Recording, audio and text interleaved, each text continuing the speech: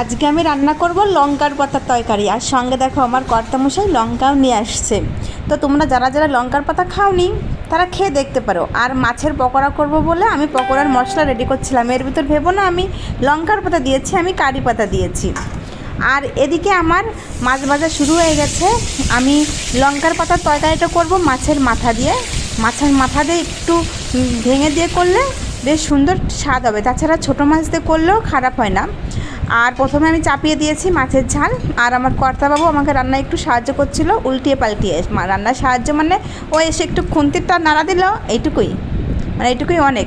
তারপর আমি মাছের ঝালটা রান্না করার পর লঙ্কা পাতা তৈরি করার জন্য কড়াই তেল দিয়ে রাঁধুনি আর রসুন ফোড়ন দিয়ে লঙ্কা পাতাটা ধুয়ে নিয়েছিলাম, দিয়ে পাতাটা ছেড়ে দিলাম।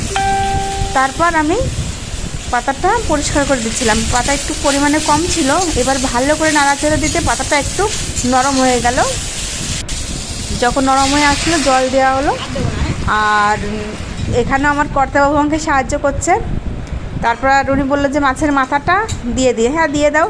আমি নুন আর হলুদ দিচ্ছিলাম, আর তার ভিতর দিয়েছিলাম কাঁচা লঙ্কা চিড়ে। আমার ঝালটা একটু বেশি ভালো লাগে। লঙ্কার পাতা ঝাল না, কিন্তু লঙ্কাটাই শুধু ঝাল থাকে, পাতাটা একদমই ঝাল থাকে না। আমি বলছিলাম মাথাটা একটু ভেঙে দাও, দিয়ে হচ্ছিলো না। আমি বললাম উল্টিয়ে দাও, চট করে ভেঙে যাবে। তারপর আমি সব কিছু দিয়ে মাথাটা ভেঙে দিয়ে একটা ঢাকনা দিয়ে ঢেকে দিলাম। এইবার ঢাকনাটা উঠিয়ে দেখি বেশটা শুকিয়ে গেছে।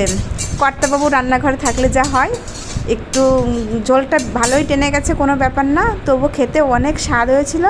তোমরা যারা খেয়েছো তারা তো জানোই, আর যারা খাওনি তারা অবশ্যই রান্না করে খেয়ে দেখবে, খুব সুন্দর স্বাদ হয়। আর এদিকে আমি মাছের পকোড়ার জন্য মশলা মাখিয়ে রেখেছিলাম ম্যাগনেট করে। এটা আমি রাত্রে করেছিলাম, যখন বাবুরা স্কুল টিউশন করে বাড়ি ফিরেছিল তখন আমি করেছিলাম এটা। মাংস মানে মাছের পকোড়াটা দেখতে মনে হচ্ছে মাংসের পিসের মতো। আমার বড় ছেলে জিজ্ঞাসা করছে, মা এটা মাংসের পকোড়া? আমি বলছি না, মাছেরই পিস এমন করে কাটা হয়েছে। ম্যাগনেট করা মাছের পিসগুলো দিয়ে আমি পকোড়া ভেজে নিলাম। এপাশ ওপাশ করে বেশ লাল লাল করে কড়া করে ভেজে নিলাম। তো আজকের ভিডিওটা কেমন হয়েছে অবশ্যই জানাবে। ভিডিওটি দেখার জন্য অনেক অনেক ধন্যবাদ।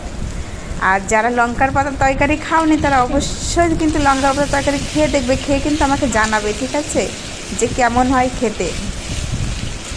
তো দেখো মাছের পকোড়া হয়ে গেছে লাল লাল করে ভাজা। আর মাছের পকোড়ার সঙ্গে লেবু দিয়ে চটকিয়ে খেতে খুব সুন্দর লাগে। অনেক অনেক ধন্যবাদ ভিডিওটি দেখার জন্য।